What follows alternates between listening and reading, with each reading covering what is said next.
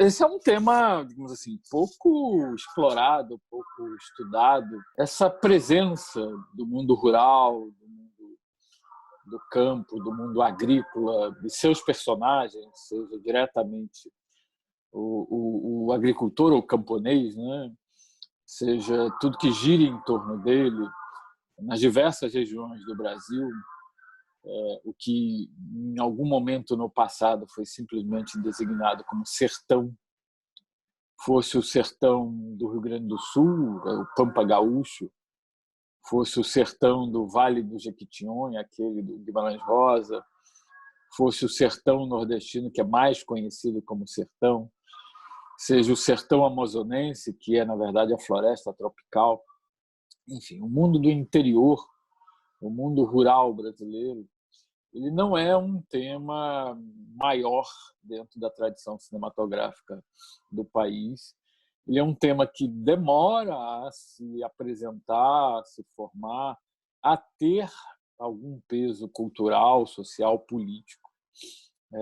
Isso se explica em grande parte pela própria estrutura de formação do país, pelas questões políticas e ideológicas que atravessam o país e pela dificuldade mesmo de você afirmar o mundo rural e, sobretudo, a figura do camponês como um agente social ativo e importante.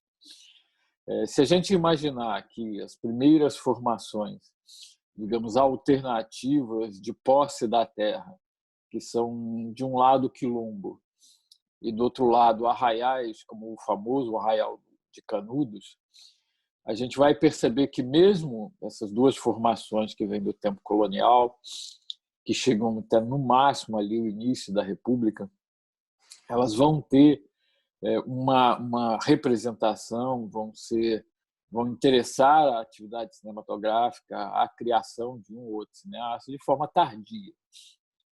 Um filme explicitamente dedicado a um quilombo aparece apenas lá nos anos 80, que é o filme homônimo do Cacá Diegues, e Canudos, que é digamos assim, um momento mítico na história brasileira, ele tem um conjunto de filmes bem maior, que vem já desde os anos 60, pela referência que o Glauber faz no Deus e o Diabo na Terra do Sol, pelo interesse do cinema novo em filmar ali numa região onde estava o Arraial de Canudos, filmar em volta, sobretudo na cidade de Milagres, até filmes mais diretamente ligados aos acontecimentos de Canudos, o que culmina, inclusive, com uma produção muito estranha, sui generis, que é uma produção alemã, do início dos anos 90, Os Sete Sacramentos de Canudos, mas que é feita por brasileiros. São 7 episódios, Sandra Werneck, Jorge Furtado, etc. São 7 episódios que discutem ali o episódio de Canudos de uma ou de outra forma, para além de, enfim, eventualmente até grandes produções como a do Sérgio Rezende, chamado Guerra de Canudos, que também foi feito nos anos 90. Então, por aí já se tem uma ideia de que os primórdios da luta pela terra vai ser um tema tardio dentro da história do cinema brasileiro.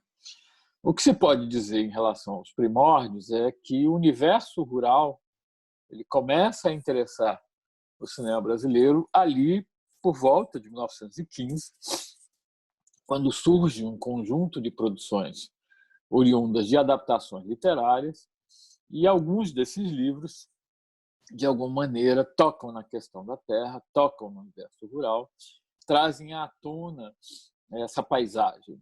Então, por exemplo, você tem um filme de 1917 chamado Dioguinho, que trata, digamos assim, da violência no campo, da disputa de terras.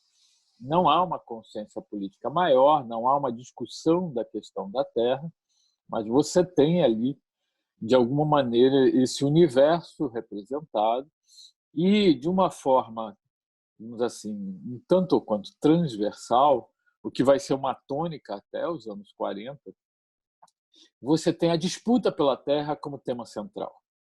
Então, você não pode dizer que os filmes tratem da reforma agrária, você não pode dizer que os filmes tratem da própria condição da terra, mas, metaforicamente, eles discutem isso através da, digamos assim, disputa pela terra, da violência que emana, que se origina dessa disputa e, eventualmente, da representação de alguns tipos envolvidos nessa disputa, cristalizados de um lado na figura do coronel e do outro lado nas figuras do meeiro ou grilheiro. E, sobretudo nos anos 20, esse tipo de cinema vai, de alguma maneira, emergir de uma forma muito curiosa, nem tanto tomando parte ou se instaurando ou narrando os conflitos do ponto de vista do fazendeiro, do coronel, do suposto dono da terra, mas em alguns filmes invertendo isso e tomando o ponto de vista, tendo como personagem principal, tendo como protagonista o camponês. Eu destacaria dois desses filmes. Bom, em relação ao ponto de vista que toma ali o olhar do coronel como o olhar supostamente correto, central, etc. Por exemplo, um filme como Canção da Primavera, de um francês, o Cyprien Ségur, feito em Minas, em 1921. Eu diria que é um filme típico. É um filme extremamente conservador, não só na fatura cinematográfica, na forma como ele narra o filme, como ele representa o drama do filme, os conflitos do filme, mas é extremamente conservador como olhar político, como olhar ideológico. O coronel pode tudo, manda em tudo, é dono de tudo, inclusive da vida das pessoas e das próprias relações das pessoas. Mas dois outros filmes feitos na década de 20, eles parecem apresentar um olhar diferente. Um deles é o único filme que sobreviveu dos primeiros 30 anos da história do cinema brasileiro, que apresenta o universo rural, que é o João da Mata. Você pode explicar por que sobreviveu? Porque só para a galera entender isso. Infelizmente, os filmes eram feitos em película, uma película criada ali no final do século XIX, que durou até 1950. Ela tinha um componente chamado nitrato de celulose. Esse componente é extremamente suscetível à degradação por condições ambientais, sobretudo por umidade, excesso de umidade. Então, um clima tropical como o do Brasil era extremamente nocivo à conservação dessas películas. Não havia, inclusive, consciência disso ali nas primeiras décadas do século XX. E também o nitrato de celulose, ele, quando envelhece, ele é suscetível à autocombustão. Ele pega fogo sozinho. E mais do que pegar fogo, ele, se tiver de fato enrolado de uma maneira mais rígida, ele explode. Nitrato de celulose é igual a TNT, dinamite. E muitos dos filmes brasileiros do passado, infelizmente, se perderam em grandes incêndios, incluindo aí a quase totalidade dos filmes feitos entre 1898 e 1940. A gente perdeu cerca de 94% dos filmes feitos.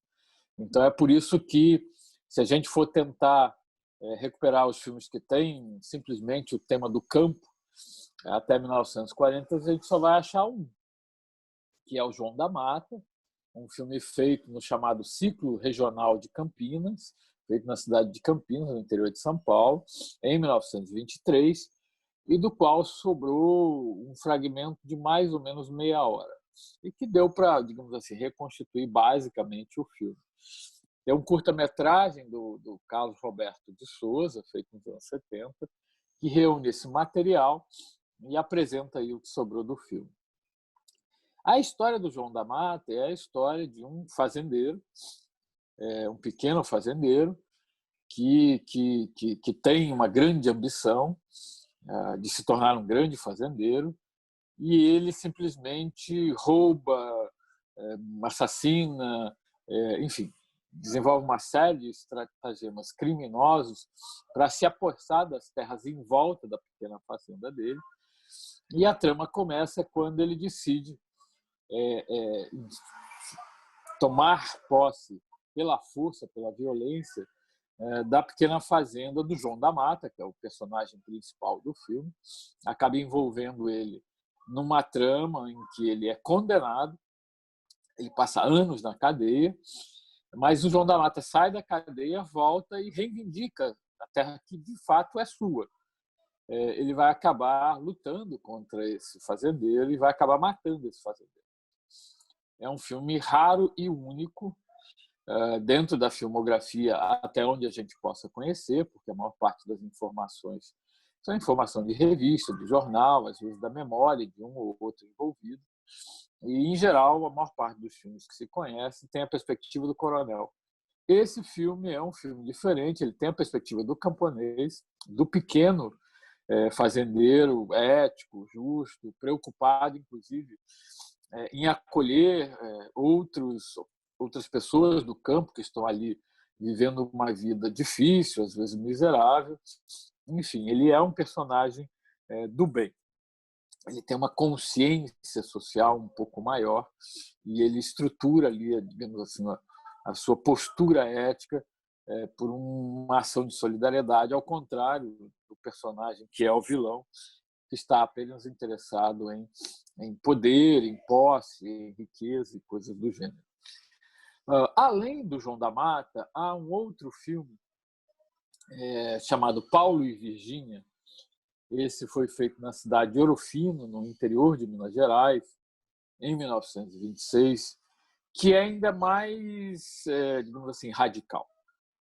E é um filme estranhíssimo para aquele momento da vida brasileira, do cinema brasileiro. É um filme. O João da Mata é dirigido pelo Amilar Alves. O Paulo e Virgínia é dirigido pelo Francisco de Almeida Fleming. O Paulo e Virgínia é um filme estranhíssimo, porque a história dele é uma história extremamente inusitada para a vida brasileira daquela época.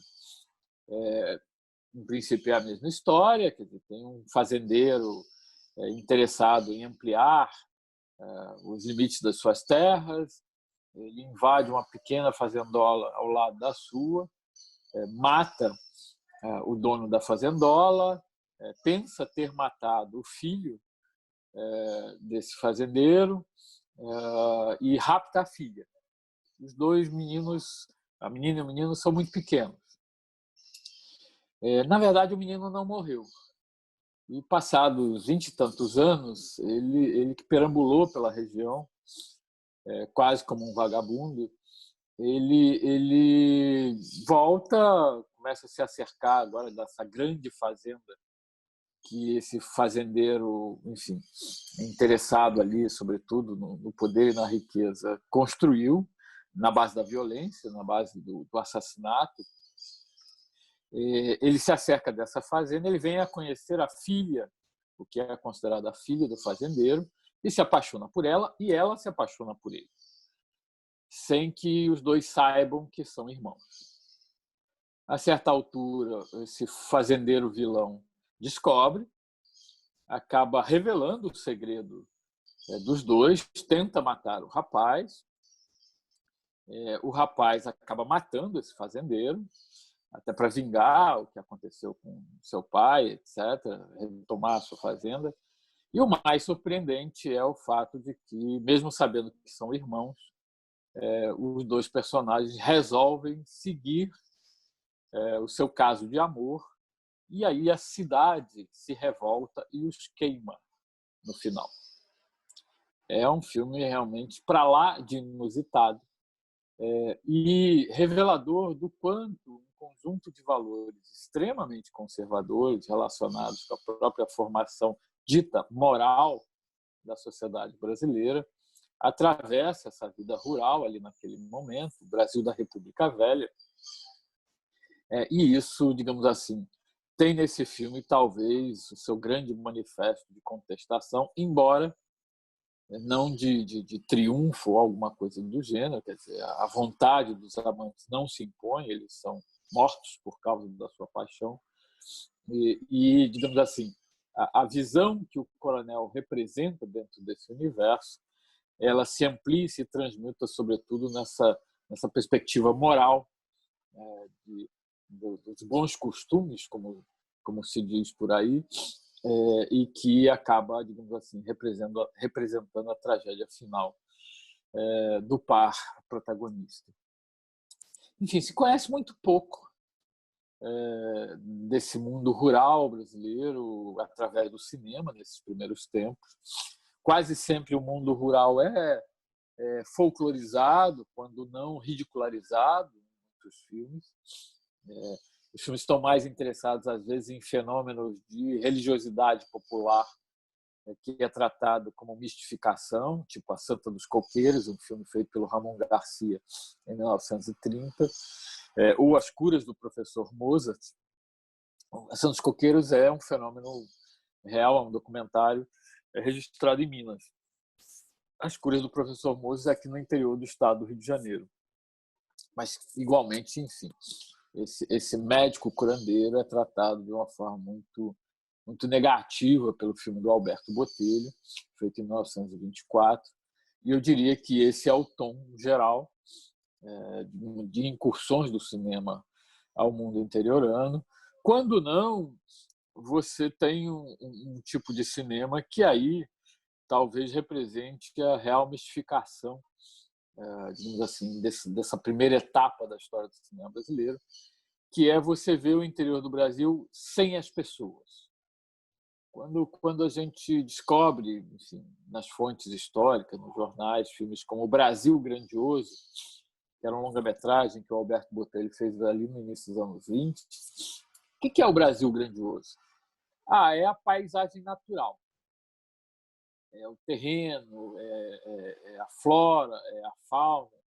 E aí, ainda mais uma vez, tratado de uma forma algo pejorativo. Você não filma a grandiosidade de um IP, você filma uma árvore retorcida que se transforma numa piada. Sobreviveram fotos desses filmes e as fotos que sobreviveram quase sempre são dessa natureza. E o elemento humano está excluído dessa paisagem. Quer dizer, se o Brasil vale em alguma medida, ele vale por uma paisagem natural grandiosa, vale por um vasto território, vale por uma espécie de imagem mítica do Éden, sobretudo bíblico, reinstaurado, reencarnado na Terra sob a forma do país abençoado por Deus. Então, digamos assim, esse cinema não está interessado nem um pouco na figura do homem do campo, não está interessado, de uma maneira geral, nos conflitos que atravessam essa figura do homem do campo, não assume nenhuma perspectiva mais definida, mais clara, em favor desse personagem do homem do campo, talvez com essas duas exceções que eu mencionei, o João da Mata e o Paulo e Virgínia.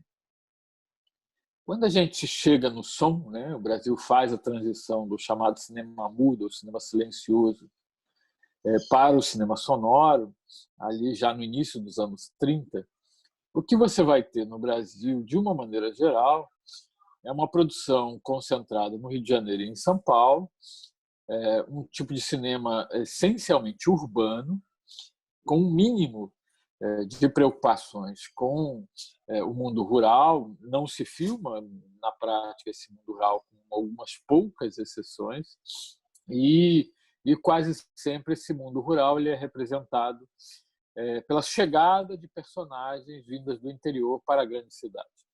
Esse é um mote que vai acompanhar a chamada comédia musical brasileira, que é mais conhecida como chanchada, dos anos 30 ao início dos anos 60. Eventualmente, vários desses personagens caipiras, matutos, nordestinos, simplesmente interioranos, vão se apresentar ao longo desses 30 anos. Alguns se tornam muito famosos, como o Genésio Arruda, como a dupla Jararaca e Ratinho, e, sobretudo, como o famoso Mazzaropi, né? Aquele que encarnou quase que completamente a figura do caipira, talvez de uma forma quase que perfeita, quase que absoluta. O cineasta que melhor representa digamos assim, essa tensão entre o campo e a cidade seja o famoso Humberto Mauro. Humberto Mauro ele começa numa cidade interiorana, que é Cataguases, na zona da mata de Minas Gerais. Ele faz alguns filmes dentro desse universo.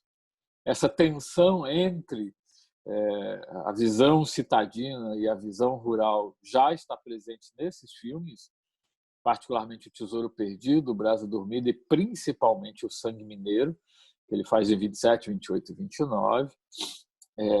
Teoricamente, por exemplo, O Sangue Mineiro se passa na capital de Minas Gerais, se passa em Belo Horizonte, mas o que vemos sempre é um mundo interiorano, é um mundo intocado pelo progresso, é um mundo que, digamos assim, guarda ali uma pureza, uma beleza, uma série de atributos que o tornam, digamos assim, efetivamente idílico, edênico, divino.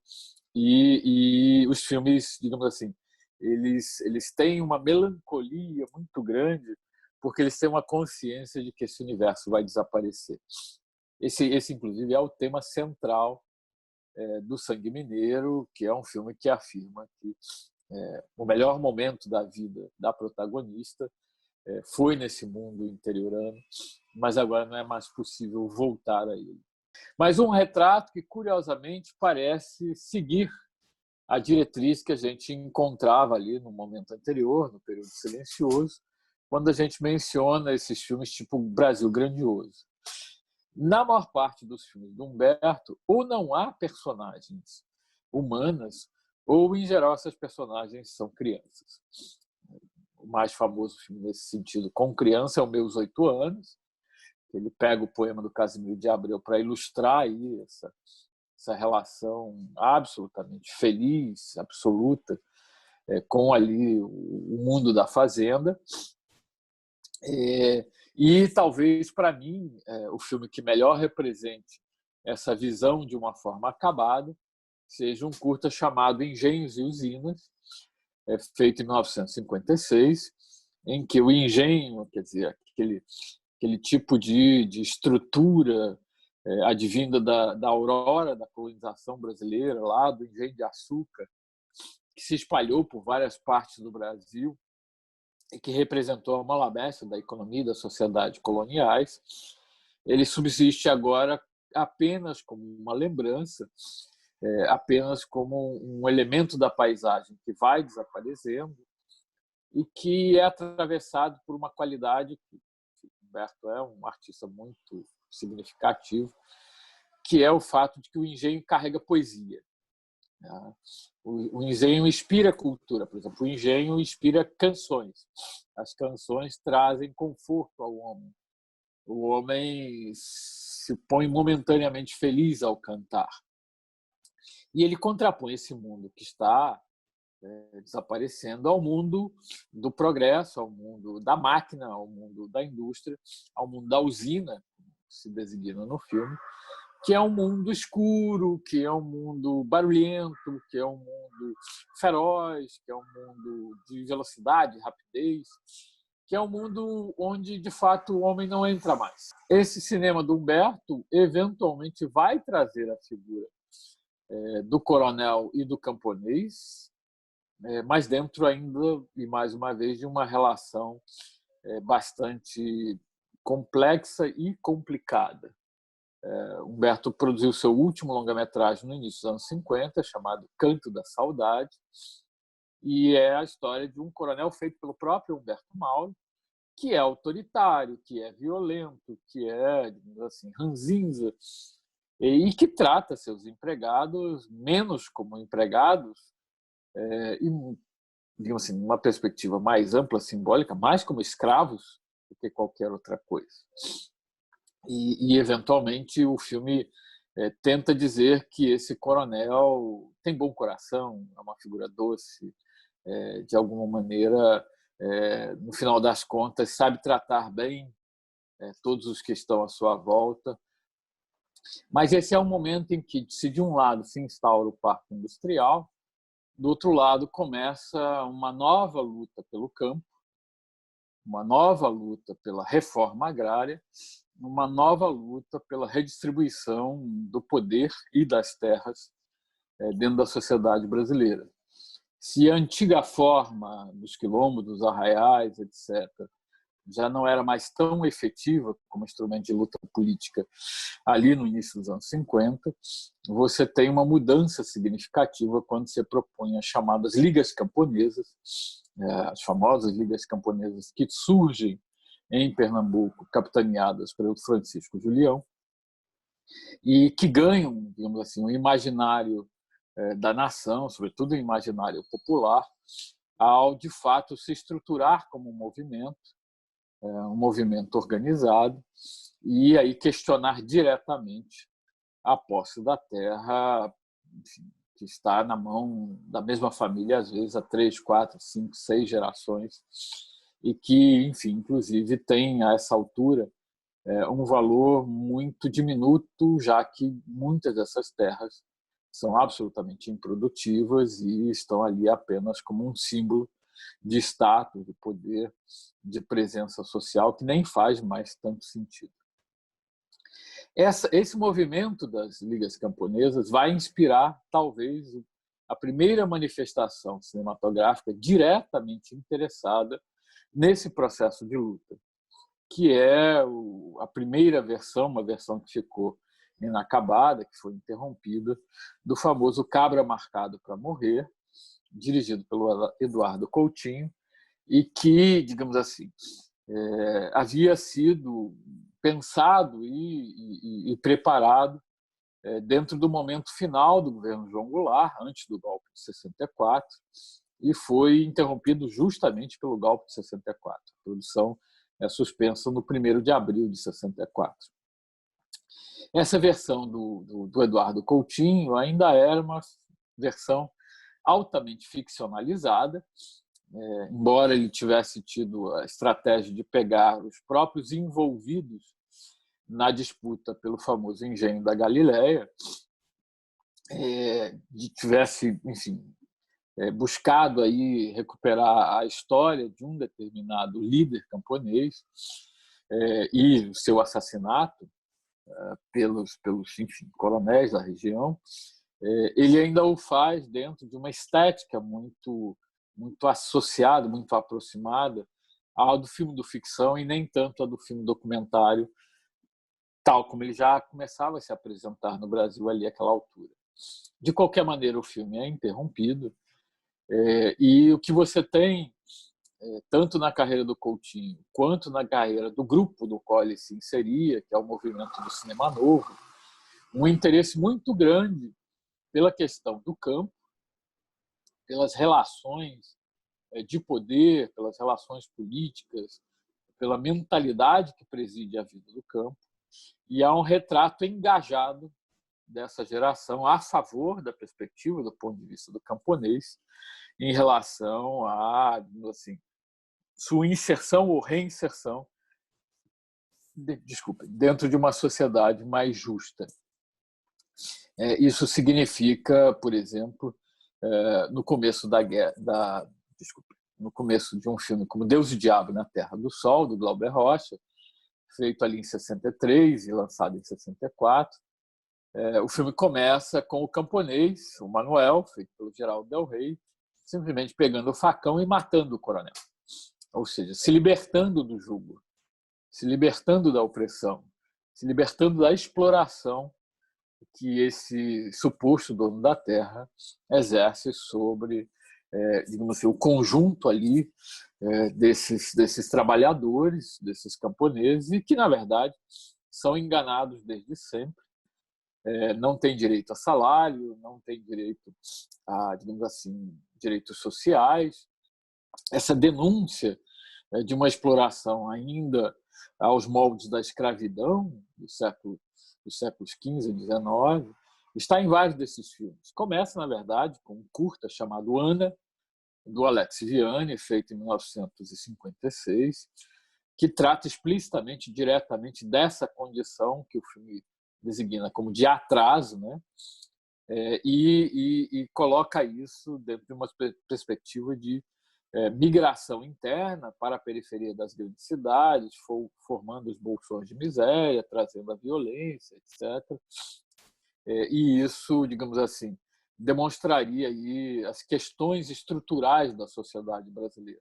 E a geração do cinema novo nos anos 60, a questão do campo é uma questão crucial, uma questão fundamental, e é preciso denunciar não só essa violência no campo, a violência do coronelismo, mas superá-la pela colocação do personagem do camponês como protagonista de uma luta, agora explícita e diretamente, uma luta pela mudança desse status quo, pela mudança desse estado de coisas. E isso segue ao longo dos anos 60, em filmes como Deus e o Diabo, em filmes como Oliveira de Augusto Matraga, em filmes como Faustão, do Eduardo Coutinho. Ele volta ao tema num dos seus primeiros longas de ficção.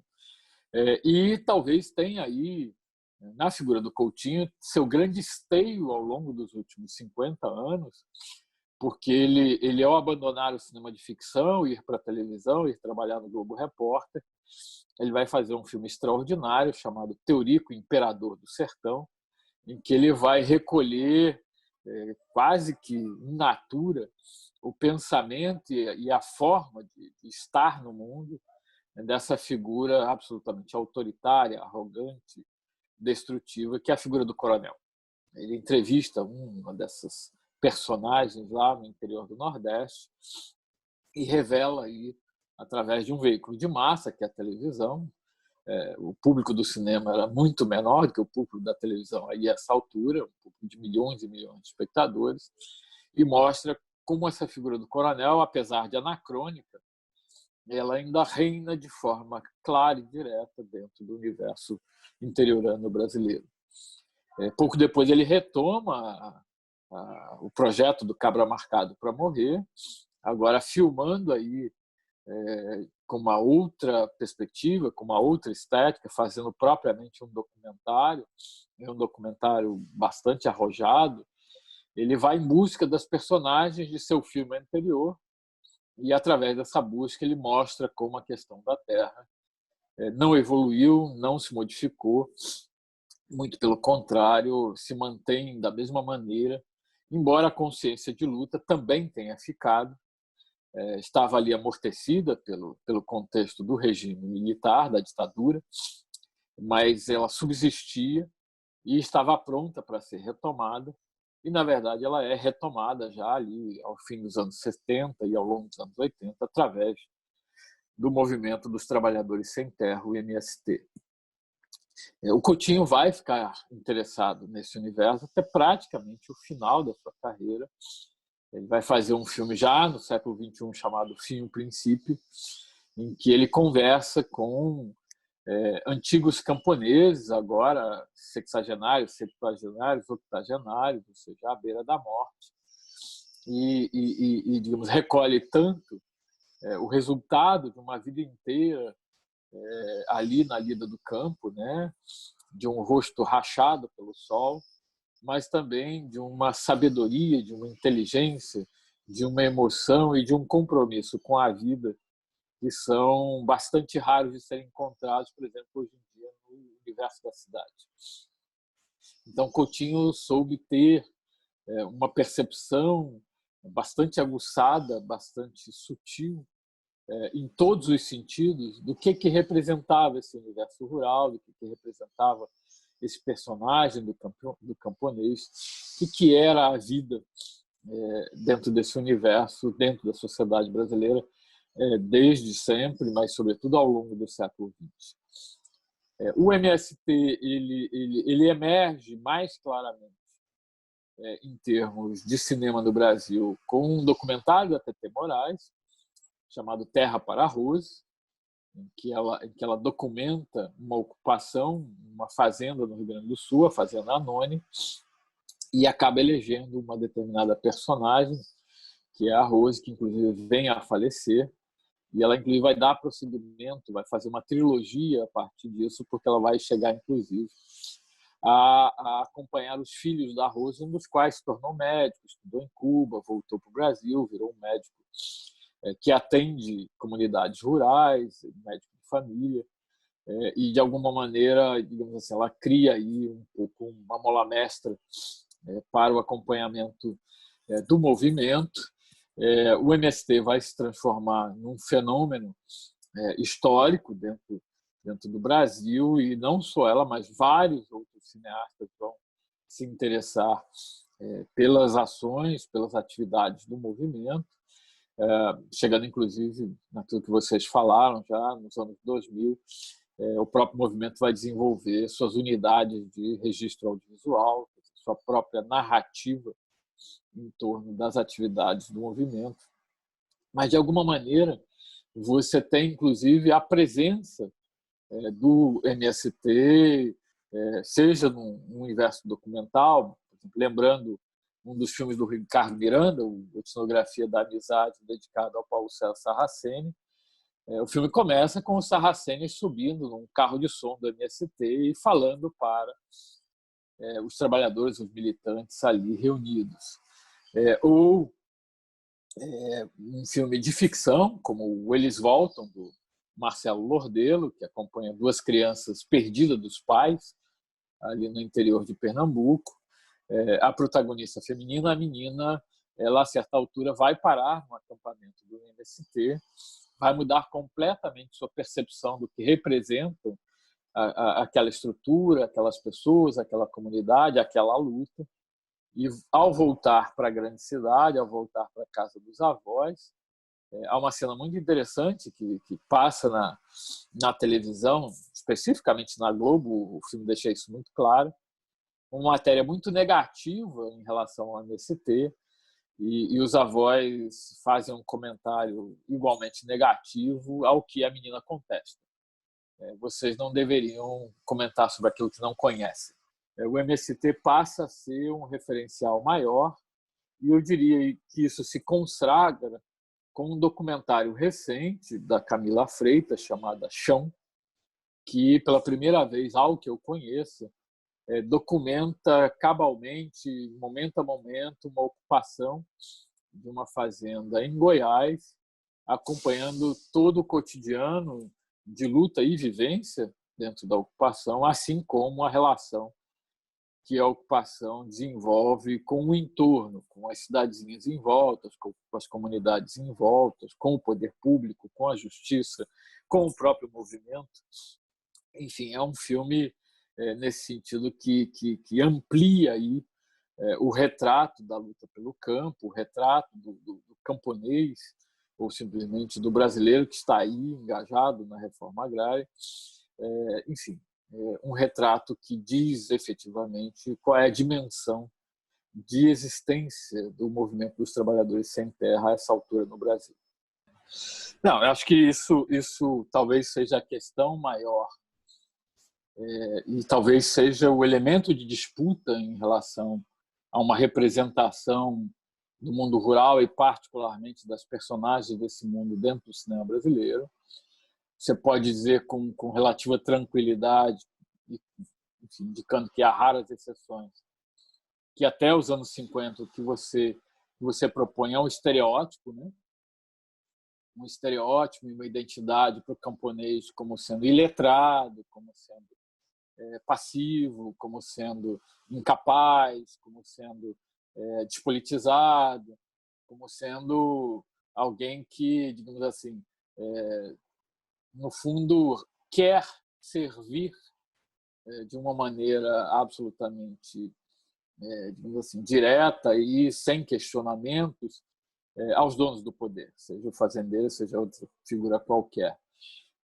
Então, esse retrato que, no fundo, reitera aí, digamos assim, a ideia do jacatatu, a ideia da figura do atraso, a ideia do camponês como um problema no Brasil e não como uma solução, digamos assim, ela é muito forte no cinema brasileiro dos anos 30 até os anos 60, mas ela vai adiante, inclusive. O próprio Mazzaropi talvez seja um representante maior nesse sentido. Ele fez, inclusive, um filme chamado Jacatatu.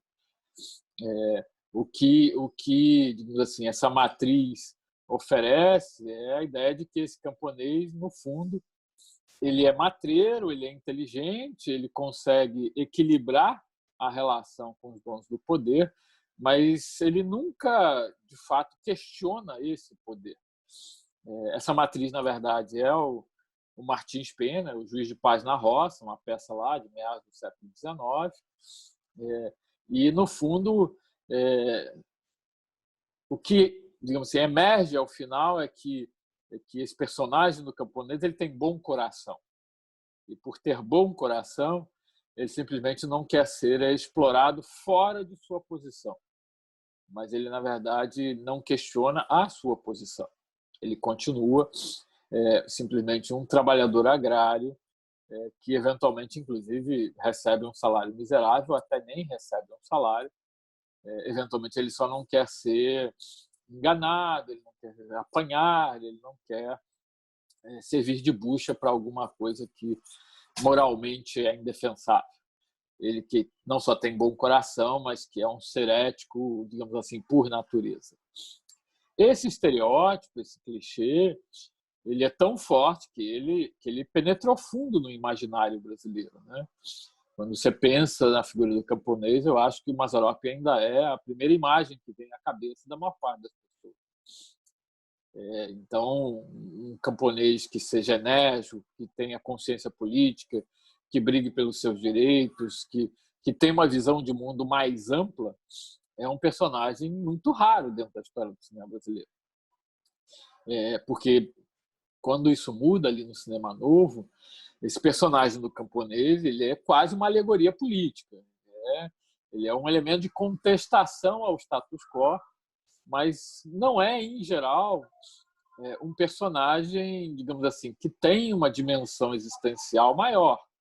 Mesmo o Manuel do Deus e o Diabo na Terra do Sol, ele continua um personagem letrado, alienado, etc, etc, etc.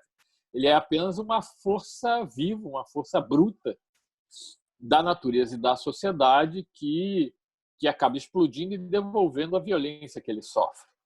Então, um camponês que, na verdade, tenha uma leitura do mundo à sua volta, que tenha uma perspectiva de transformação clara e consciente do mundo à sua volta, é um personagem bem mais tardio.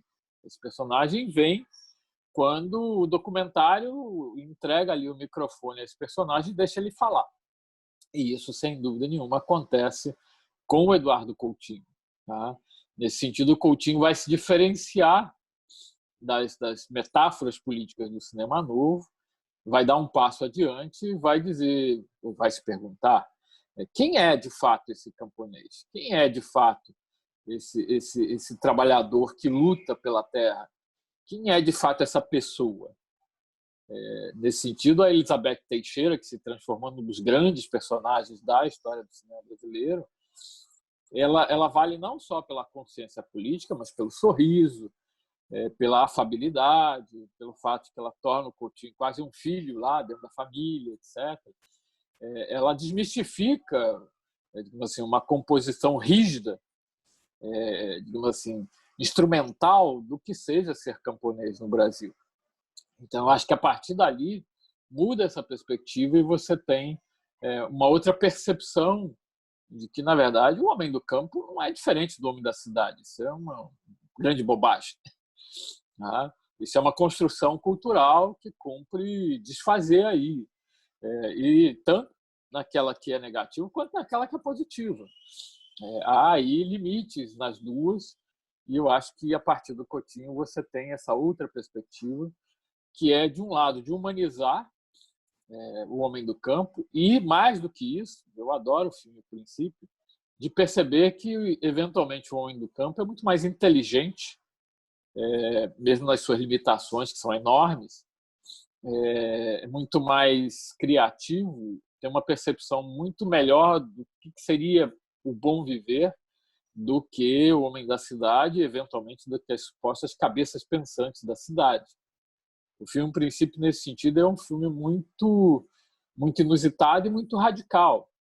O Coutinho dizia que não encontrou pessoas mais inteligentes do que aquelas que estão lá no filme e que sabem mencionar Ptolomeu e, digamos assim, o Almagesto, né? Que é um livro de astronomia lá do século II. Quantas pessoas na cidade sabem quem é Ptolomeu e sabem o que é o Almagesto? Então, é uma cultura que se transmitia de forma oral, mas é uma cultura. E é muito mais significativo que essa cultura tenha permanecido, tenha sido mantida e tenha sido transmitida. Então, eu acho que essa identidade do homem do campo, essa identidade do camponês, ela ainda está em construção dentro de uma área como o cinema, e, nesse sentido, é importante, por exemplo, essa ação da brigada do MST, da Brigada Audiovisual do MST, para produzir um conteúdo que seja cada vez mais amplo, cada vez mais numeroso, e desfaça aí uma série de equívocos que existem, a rigor, há mais de um século.